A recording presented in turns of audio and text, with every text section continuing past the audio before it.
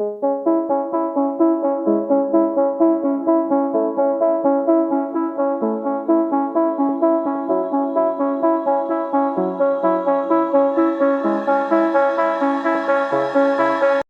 weird. It usually correlates with something weird happening with the family or in the area. Do you remember anything weird happening after that? That you're comfortable with? It's like, Yeah. there was a lot of negativity in the house. The Yeah. dad was going through some rough shit. He never took it out on anybody, but he was always festered. Yeah. You could see that. So M&D Paranormal, they've actually done a little bit of research about how family dynamics and turmoil in the family really strongly correlates with like poltergeist activity. And I've had similar experiences as well. My family life wasn't so perfect when I was about 8 or 10, and it amped up a lot of paranormal-ish type stuff in my household, like knocking or things flying across the room and stuff like that. Yeah. Really? Like as a kid, yeah. Oh, wow. Like it was literally one night, like childhood was at the worst point, and things were worse in that household. Like as far as paranormal experiences. Oh, wow. It's always something to consider, though. I mean, whenever it's like the rough turmoil or puberty, if you start to experience paranormal activity, consider what's going on in your life at that time. You know, so. I mean, like my mom was doing like really hard drugs at the time and was doing a lot of different things, and I think like whatever the entity was that was in that home, it was feeding off of the negative energy. And when negative things happened in that house, it was like it gained energy. Definitely. It would like do things more when there were negative things going on, and when it was spoken about, it was more likely to do things. As weird as that sounds. Wow. Like I was literally telling one of my mom's friends about like this weird shit that happened in that house before, and it was like almost proving a point. It like made stuff go flying off of the refrigerator right in front of them. I'm not Oh my kidding. God. Like I mean, there Yeah. was just like a whole tote of like Band-Aids and random things came flying off this refrigerator at somebody. Not just like coming off, it was directed at the person I was talking to. That's It was almost like the entity was like, haha, screw you. And I was only like 14, 15. Yeah. I was like what's going on? Yeah. I didn't even know what to think. You know, it's one of those things where great stress, anxiety, all of this stuff is really, it's energy, and none of it's really positive. Yeah. You know, it's somebody's going through all of that, the stress, the turmoil, the anxiety, just general angsty stuff. If there's anything there, it's sort of, like she says, it feeds off it for sure. But it also sort of strengthens what it's trying to do. Yeah. You know, it's like you give it existence or concrete the existence by feeding it, and you can't even help it. And there's something called a tulpa, where if there's enough thought behind something, it can almost become a real thing. And have you guys ever heard of Slender Man? Yeah. That's not even real. That's an internet thing that was started a while ago. But, you know, people keep feeding into the belief, and then you had the girls that were, well, I think they're still on trial now, or maybe convicted because of that. It's like, so it makes you wonder, if you have all these people doing the group think and putting all the energy into it, can it manifest something? And I would say yeah, because I mean, if you add like, exactly, if you add things like in your life, if you've ever gone through a divorce or had a death or all this stuff all at the same time, it's just, you know, you're in it, and then one day you're like, man, weird stuff's happening, and you're like, how much of the weird stuff is caused by all the energy we put out, or what's already there, or maybe adding to it, creating, and sort of becoming a self-perpetuating process. Yeah. You know, because sometimes, you know, people have these crazy experiences, and then they go away for a while, like on vacation, or they just get out of the house and disappear for a week or two, and nothing happens. And then they come back, and it sort of fires back up again. So it's like, you know, the idea of cleansing your house using like white sage and cedar and things like that, that's not a new thing. You know, that's been done for a long time. Centuries, yeah. And so if it pushes that negative energy out, it sort of sweeps your house, that's probably a good thing. I mean, there's a reason, I think, why, like, people, like, during, like, ancient times, they had certain entities that they would not speak the name to, Yeah. There were reasons why they didn't want to speak the name. You of give They it didn't power, just yeah. decide they didn't want to talk about their certain entities. There was reasoning behind it. Yep. Yeah. For sure. I think that goes into present day stuff. I mean, like, if you feed into the energy, the negativity, whether it be negative or positive, it's going to feed it. Absolutely. One way or another. And it gets taken to the next level with, like, how I was saying, Morganton and Marion, they had all those tragedies, like the mines collapsing or like some of the mills exploding and stuff like that. That negative event and that negative energy and those people who lost people, it kind of records like a tape into the place. Yeah. So you can walk into a place and that negative energy from 110 years ago or whatever is still there. Yeah, you can feel it. And you can feel it, and if you let it get to you, it can turn into something. When we first moved into a house together, it was owned previously by a very, very strict Baptist lady. Super strict. To the point where my tarot cards flew across the room, as did my little Buddha statue, because all that's the devil, you know? And she did not want, Yeah. I mean, it got so bad I had to put all that stuff in the garage. The activity died down a little bit, but I had to get rid of half of it. I ended up giving half of it to, like, my stepsister and a friend, because she didn't want that stuff, and she would do stuff like drain our camera batteries. I'd charge, like, one of our DSLR camera batteries, which is a lot of juice. She'd just zap it down, and then something would fly across the room. Yeah. And because her That was negativity. Larry's mom. Yeah, our friend Larry's mom. Because we're in the house Yeah. with a guy named Larry, and that was his mother. Yeah, and it would just lock in there. That energy was just there. Yeah. We call her Larry's mom. She's not too fond of that either. But, you know, it's one of those things where it's the intention that you have, too. If you don't want to have any of those experiences, or if you don't think you like those experiences, you know, if you manifest the intent of get out of my house, it's, you know, you put your foot down, you know, the energy that you put out, it does a good job of sort of kicking that stuff away. Yeah. Because it's really the intent. If you walk into a house, you know, and in your heart and your soul, you'd have Star Trek shields that come up. And as soon as it protects you, then you're going to be way more protected Yeah. than somebody going in wide open. You know, and you can put that sort of intention on things that people carry, like talismans and bracelets and, you know, silver, all that sort of thing. And it can help protect you. At the same time, you have people that go in and they're just wide open to all of this stuff, and they're shocked when they feel sick, or when they're not having a good time, or, you know, we've seen people leave because they're not closed off enough to sort of keep it at bay. Like, oh, I gotta go, I don't feel good. It's like you can't be the shiny energy light bulb for these things to feed off of. But yeah, and, you know, fear and anxiety and all of that stuff is definitely a fuel for these things, because we've seen it, you know, and anger and rage too. You can do the same thing, especially with Larry's mom. You know, it was a weird thing. We actually had a bag of batteries because one of the guys where we worked before did an event where he brought like 50 cameras to a school to teach kids photography. And there were new batteries, and he was only there for an hour, and they took, you know, 25, 30 pictures a piece, and he gave them to us because he didn't want to get rid of them. And every battery we put in there was just getting sucked down. It's like gone. And it's like, it was almost like a storm in our living room. It's hard to describe. I could see it. Like lights flickering, just Dog it almost hide. felt like, you know, like if you step out into the eye of a hurricane, how you feel the humidity and the barometric pressure Ions in our the air den, and all that. you know. But then you walk into the kitchen and it's a lot less severe, you know. And that house had some weird stuff going on for a while. I'm glad we only lived there for what? A year. A year and a couple of months, because I don't think I would have been able to stay there. No. But, you know, it was for me, I left to go to work.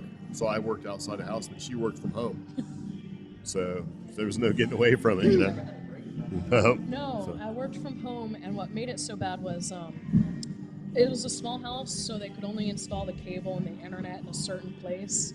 So I had to set up my work computer right next to the kitchen. And it was so weird. So I'm trying to get my high-speed internet so I can work.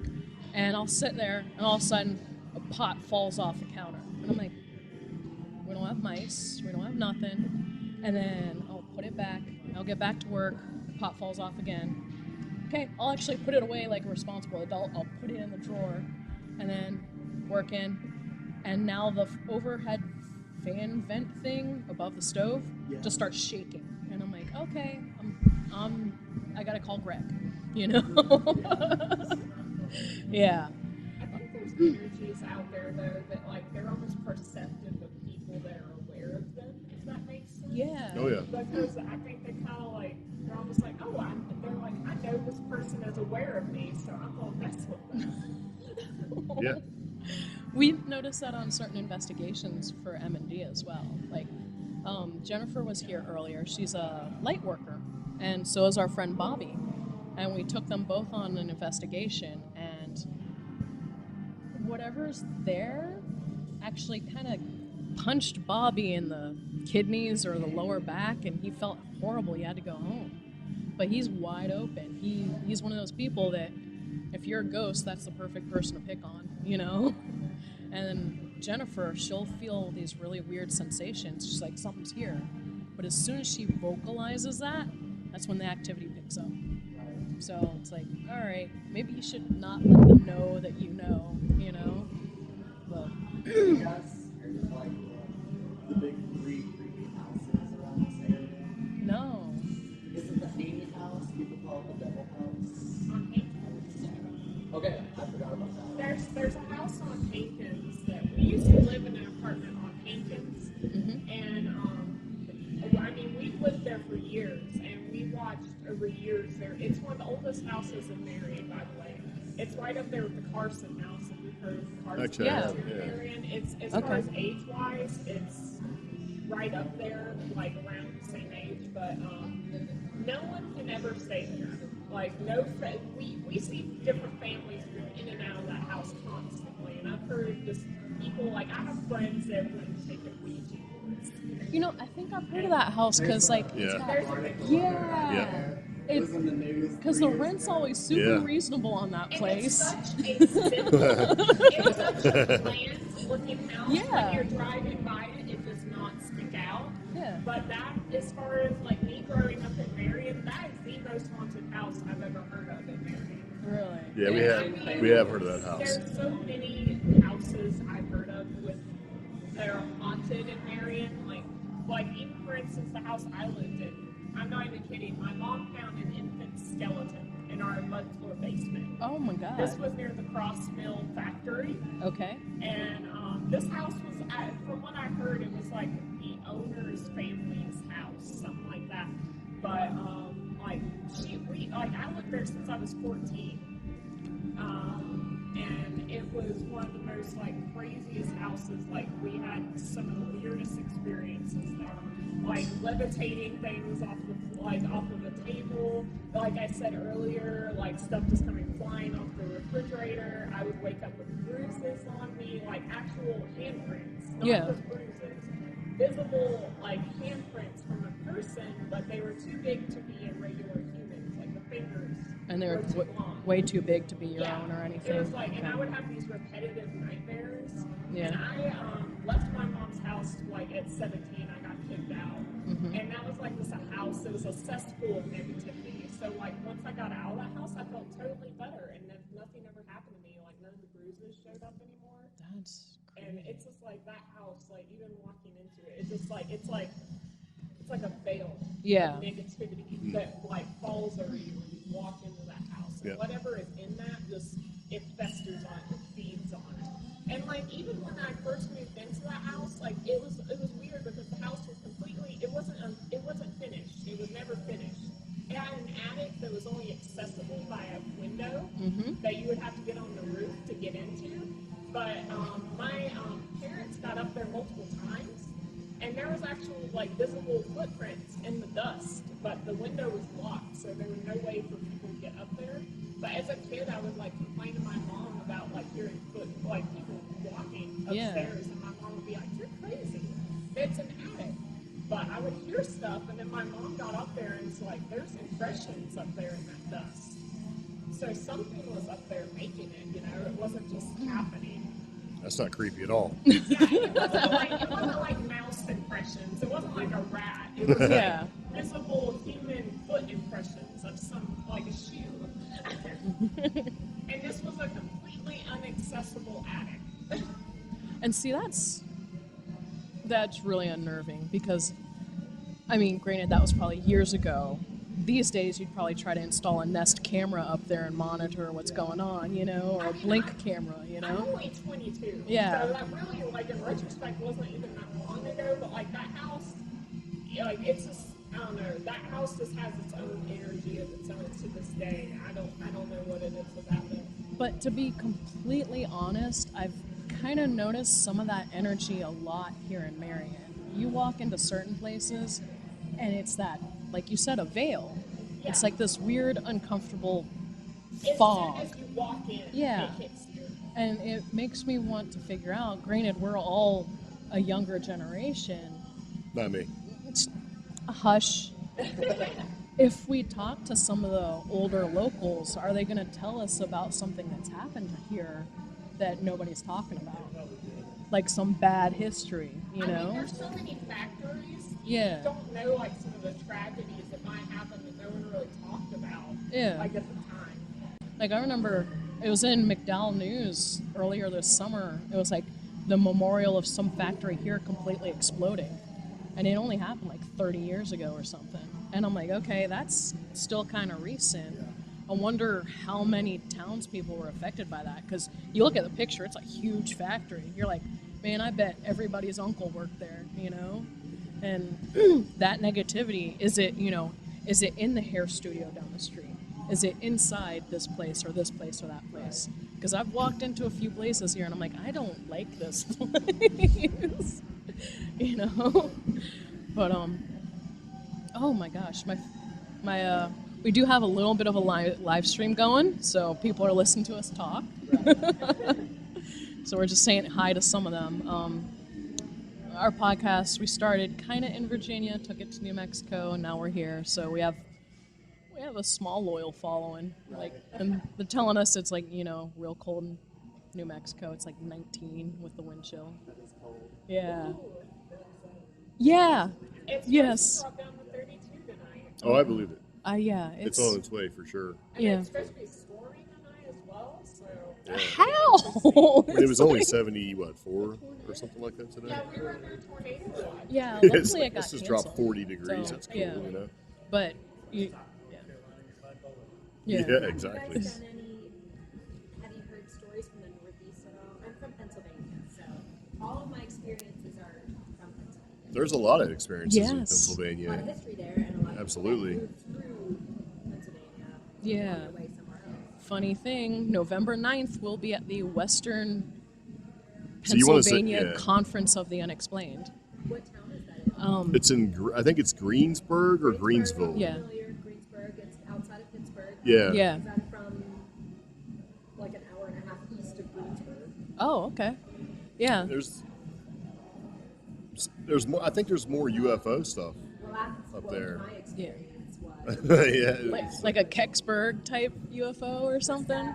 So that was seen by the whole city of Kecksburg. Everybody witnessed like UFOs, like over like what, like a Like Chestnut Ridge is a. It's a yeah, Chestnut like it was like a span of days or something. So, Yeah.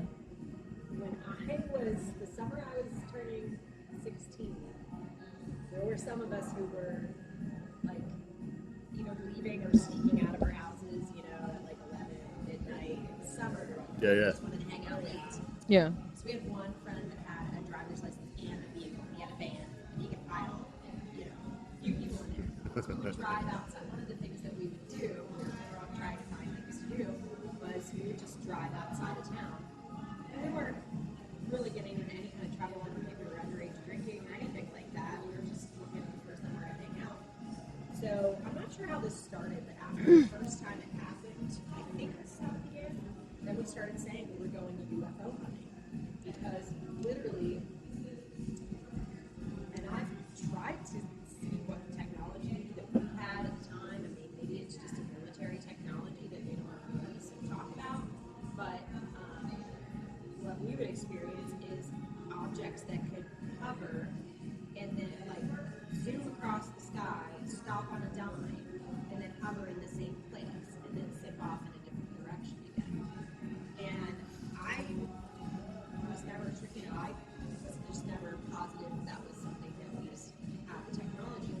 don't talk about or what. But that's a very common theme or thread Yeah. that I've read is Yeah. stopping on the dime. Yeah. You know, that ability to change speed and direction like that. This was in the mid-90s. So, I mean, so In the mid 90s, I kind of lived near Oceana Air Force and Naval Base. It's not Air Force Naval Base. Well, it's a joint. No, it's not. So- It's the U.S. Navy, by God. It's Oceana Naval Air Station. Air station. So, yeah. There's a difference. And we lived right outside of that base. And it was, 94, 95 for me when I saw something do the same exact thing. Right above, we had a very small housing community, but in the back was like this total swamp. And it was like the Princess Bride style swamp. It was like there was all sorts of weird stuff back there, huge rats. I saw a wolf back there once. But it would, whatever I saw would fly, and it was a darkish orange color, very dark. Stop on a dime, and then it would shoot down. And then after a minute, at least, it would come back up, shoot all the way up, and then go the opposite direction. And me and my friends, we'd sit on a trampoline at night and just watch right above that, like daring each other. Let's go ride our bikes to that. And we're like, no. we started bringing binoculars and then a telescope. Yeah. These binoculars and trying to see, like, with the naked eye, it just looked like, well, you couldn't tell what color the light on it was. Yeah. It seemed like maybe it was changing, and then with binoculars on, you could almost see, like, you couldn't affirmatively say that it was disc-shaped, but you could actually see 2 or 3 lights that looked like they were changing, which gave you the impression that they were, Yeah. you know, because I'm guessing maybe if it's able to cover, it may need to do some kind of rotation Yeah. to be able to maintain that. Yeah. So it was like you could see that they were rotating like green, yellow, orange, white. See? Wow. Yeah.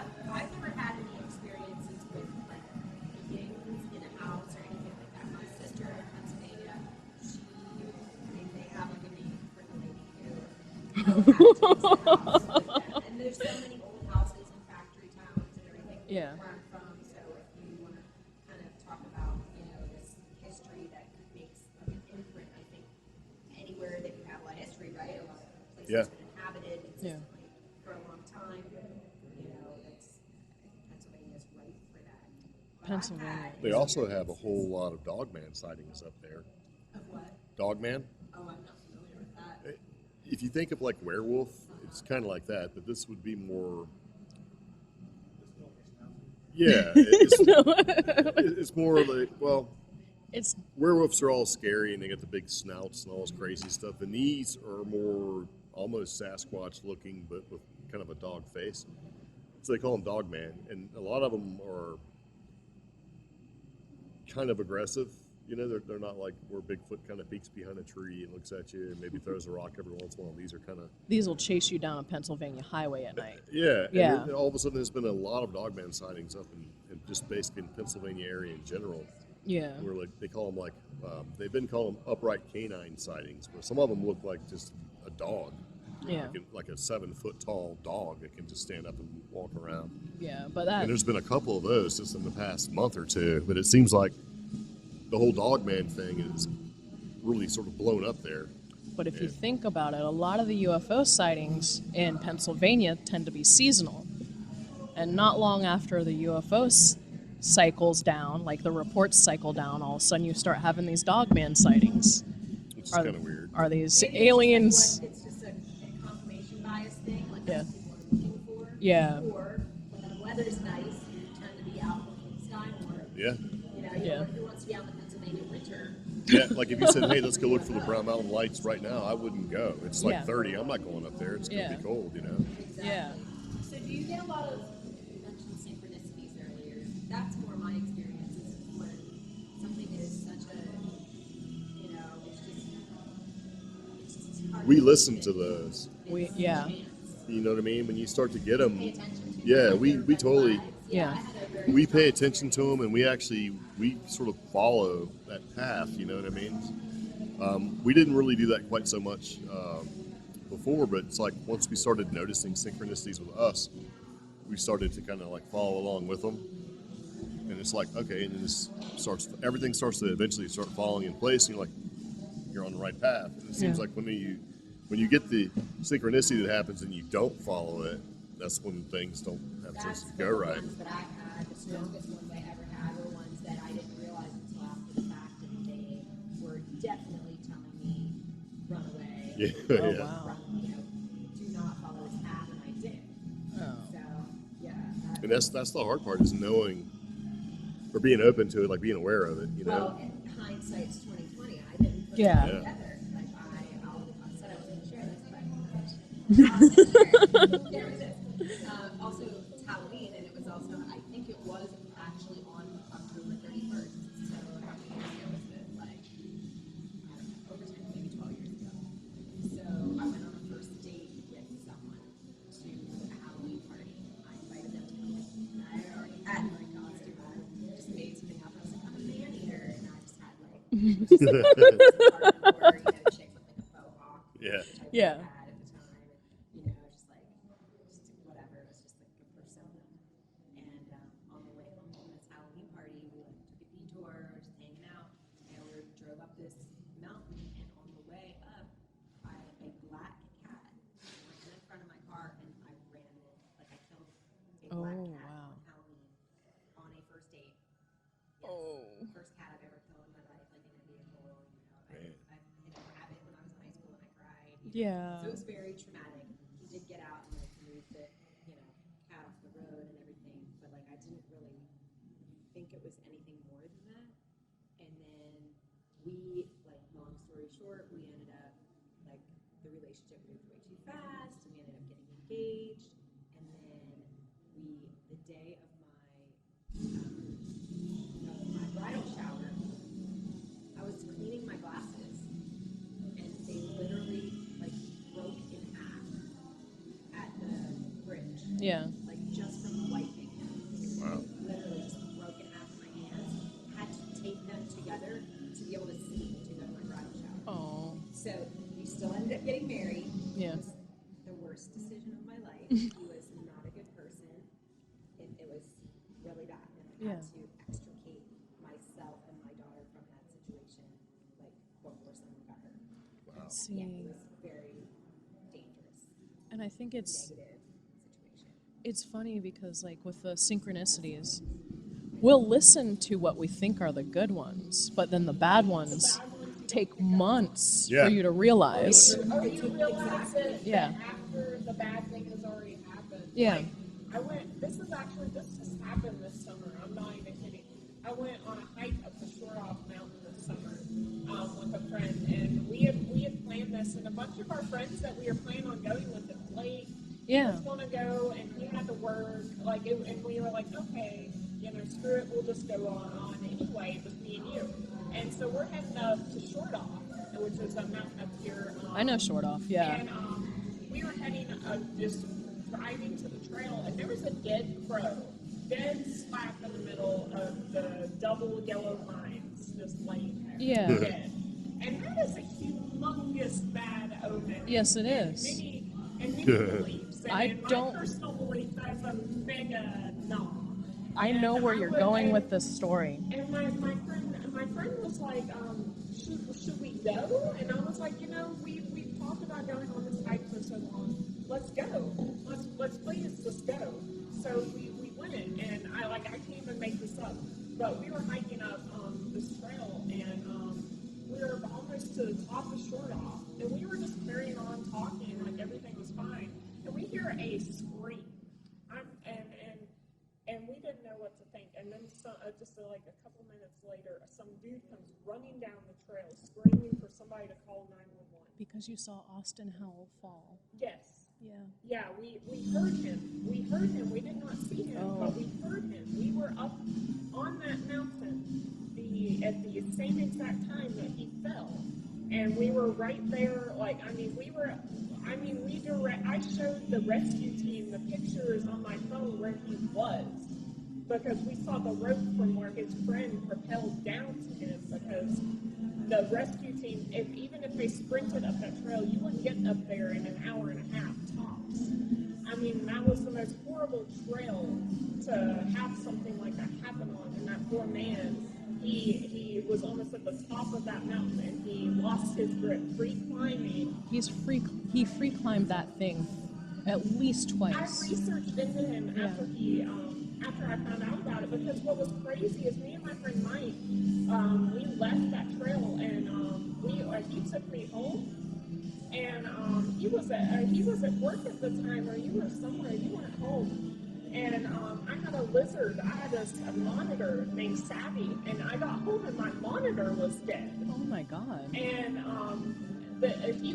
Mike left, and I got a message just a little while later that that man that fell off that mountain had died. Yeah. And I was just like, I mean, I didn't even know him. I didn't know the situation, but we were right there. We heard it. That's how close we were. I mean, we saw the despair of the man, his friend that was climbing with him. And I mean, it was just weird because we were heading up to that trail, and that crow was in the middle of that road, and it was just, I had an instant gut bad feeling that maybe shouldn't do this. I used to talk to that guy on Facebook.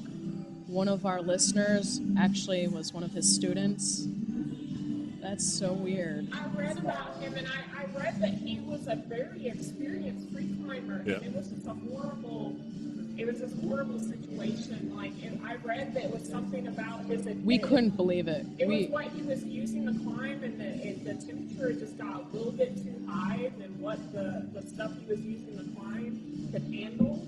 Because it was a hot day up there. Yeah. I mean, I don't know, it was windy. It was probably easily on the granite, because I believe that rock that short off is made up of is mostly granite, and that would have been easily 90 degrees. Yeah. And I believe that was the temperature that adhesive that he was using with a lost grip was around 90. Yep. And it was just a really unfortunate situation. I'm so sorry. Yeah, I mean, you can ask him. I was completely, I mean, I didn't see it happen, but that was just the weirdest day for me. I've never in my life, I haven't been around anyone that has died. I've never even been around anywhere close to somewhere where someone has died. So that was just a really weird experience for me. And it all could have been avoided if I would have just listened to that little weird bad omen of the crow being in the middle of the road. So I've never seen a dead crow in my life. Yeah, that's the weird thing is crows are very intelligent birds. Like, I'm a humongous animal person. Yeah. I love animals of all sorts, and crows are very intelligent. Don't crows go off someplace to die? Yeah, they don't die in the middle of the road by any means. But this guy was I'm not kidding, he couldn't have been in more of the middle of the yellow lines. That's so weird. But yeah, that was like one of my weird experiences. Like, to this day, I'm still mind blown about it. And that happened earlier this year. And I just didn't know how to take that situation, you know? But See, this is a synchronicity. What are the odds of meeting her, who knew him and knew exactly what you were talking about? We've never met anybody. What tricked me out is you knew Like, exactly I don't know any of what you I was guys, and it's talking like, about. yeah. And, No, I used to talk to that dude on Facebook all the time, and then one of my actual friends, and she's a listener of the podcast, she actually learned from him, like his free climbing and stuff. Yeah, like, I'm not kidding. Like, we were right at the summit of Short Off when he fell. We heard the whole shebang of the whole ordeal when he fell and his friends trying to figure out what in the hell to do. Yeah. You know, because I mean, who knows what to do in that situation? You don't, even when you're free climbing, you don't expect that to just happen. No. You don't, even if you rehearse what you're supposed to do, you're not going to know what exactly you need to do at that point. It's so weird. And I mean, that's such a long trail of get up to Short Off. Yeah. Even sprinting at your peak of your physical health, you're not going to make it up there in less than an hour and a half, maybe an hour. If you're like absolutely physically fit.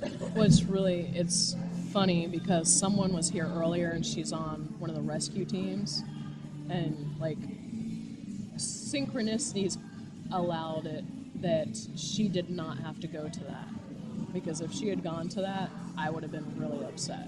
So Yeah. I mean, like me and my friend Mike, we were coming down the trail as they were coming up the trail with the stretcher to get him. And we were telling them, hey, you know, you're almost there. Just keep going. He's right up there. I showed them pictures on my phone. If my phone was not dead right now, if I had I could show you the rope that his friend used. I took pictures, and you could see the rope that his friend used to propel down to him to try to perform CPR on him to make him pull out until the rescue team could get to him. And I mean, this is another trippy thing I meant to mention. When me and my friend were walking around, because honestly we were being nosy, we were like, what the hell just happened? What did we hear? My friend found a tripod with a camcorder pointed directly at where he was climbing. And I read on his, I researched into the dude after I found out about it. He recorded his climbing very often.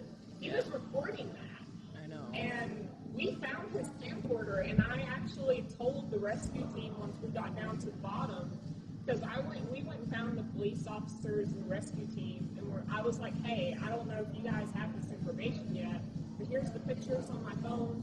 We found a camcorder. Just thought you guys should know so someone doesn't go up there and take it.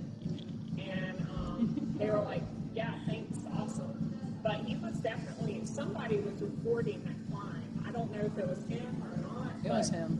Yeah. There was someone recording that, so unfortunately there's videos of that happening.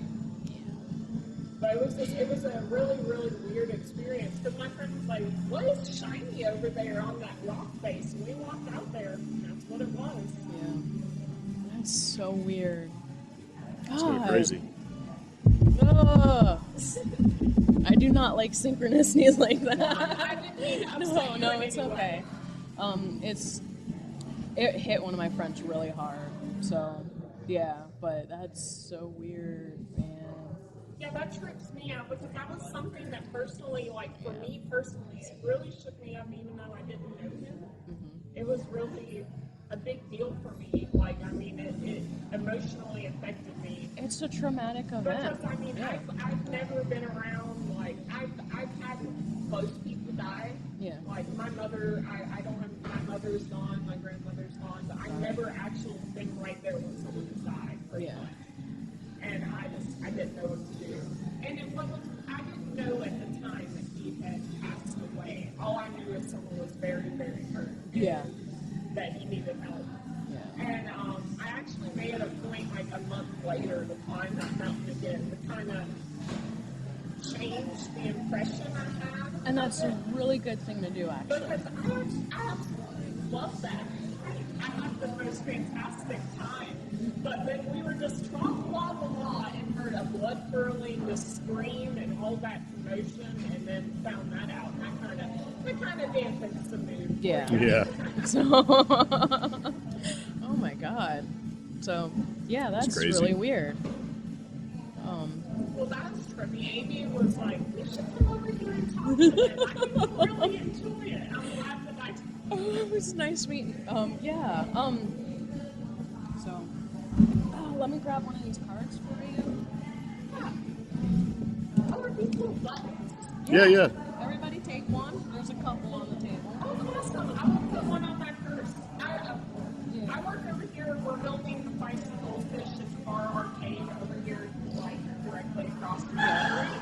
Which I have a little button that it can go right beside for the Bicycle Fish. Sweet. Oh yeah, but what I was trying to say earlier, there's 3 houses you guys should really check out. One is right off exit 103 in Morganton. Yeah. That house in the Big Gate. Yeah. If you like research that place, there's a bunch of things people have said. No one has lived there longer than like 4 months. I don't know the name of the house. Where's it? Hold on. Let me pull right up. Off exit 103 in Morganton. And there's another place on Landis Lane. It's in Dysersville. You're not supposed to go to the place, it's closed off. Mm-hmm. But there's a fence, and it's like just a barbed wire fence that's probably double my height. You can see through it. And there's a big cross, like, nailed onto the floor in front of the door. And that's a really creepy place. Is that a house or is it a building? It's a house. It's a house? Okay. Man, that's trying to keep something in. That's Yeah. it's That's trying to keep keeping something something in. in. Yeah. Because somebody told us there's like a old, like city or state building out in Morganton, and it's super haunted. And apparently, at one point, it was like an infirmary or a jail or something. I've heard about that. Yeah, but nobody can get into it, and we're like trying to figure out who we can talk to get into it because we want to get into it. I'm sure you Yeah, I know, Yeah. right? Record it. Yeah. Record video We'd like to do like video or something. of what you see. Yeah. I'm sure you guys have heard about Broughton Oh, yeah. thousands of times. Yeah. Broughton is that's a whole animal in itself. We want to figure out how to get into Broughton too. Well, what's They so. won't really let you get under there anymore. Yeah, because you want That's to what get we into heard. the tunnel systems, don't you? Yeah. Yeah. And I tried to write somebody. Have I've you tried to heard write about it the tunnel twice. systems in Marion? No. Yes. What? Hold on. Marion Underground Tunnel. Yeah, there's right over here Transfigurations Tattoo Shop, which is like where the depot is, Yeah. obviously right here. Transfigurations is like the opposite side of the depot from us. Yeah. And I mean I haven't been down there since I was a teenager. But there's a tunnel system that runs under Marion, and to be honest, all I've ever seen is hobos and homeless people down there, Okay. living down there. But it is an extremely eerie place to be down, and you definitely don't want to be crawling around in there because you can go pretty far back in there. I mean, I've never been very far back because I'm a little baby. And I don't want to go. By myself. Yeah, it's It's a underground. crawl space. Oh, so you'd be crawling?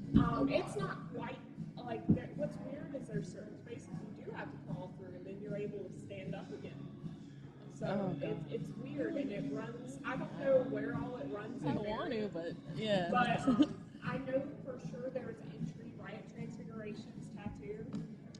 Right near there, it's like there's a little hillside that goes down right there near there that you can get in. I don't know if they've sealed it off. Like I said, I haven't been there since I was 14, 15. I know they sealed off something here in Marion, and it was just an entrance to just a tunnel that had been blocked off, but I don't remember any details about the shop. Yeah, But yeah. there was like tunnel systems where they altered Marion, and I kind of wonder because I don't know if you've heard of sinkholes in Marion. Yeah. I kind of wonder if that somehow correlates, you know? Well, that's funny Probably. you say that because, like, Asheville has underground tunnels, and like some of them lead from like the Masons Lodge and stuff like that.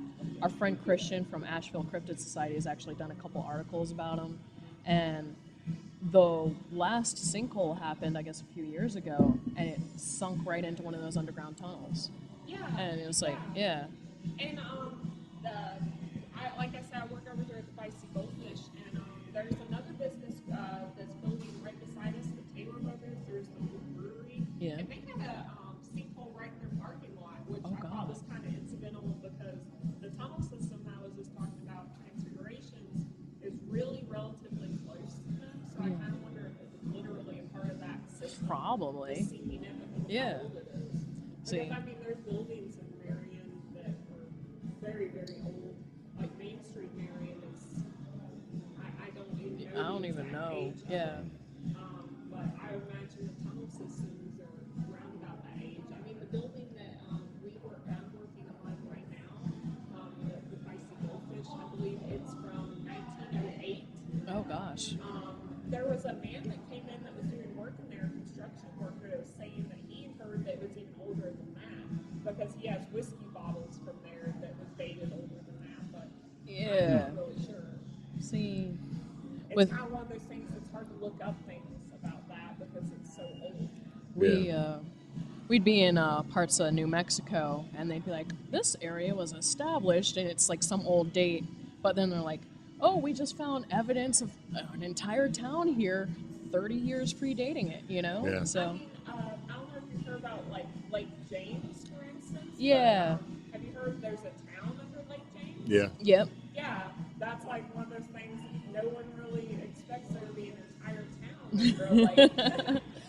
Well, like, I think it was either Lake James or another one out towards that area where they intentionally flooded the town, and they were supposed to compensate people, and they never did. I believe Yeah. that was Lake James because Yeah. I mean, I've always Yeah. heard. I've grown up around here, Yeah. and I could be wrong, but I've always heard there was people in Lake James in the town that was originally there that would not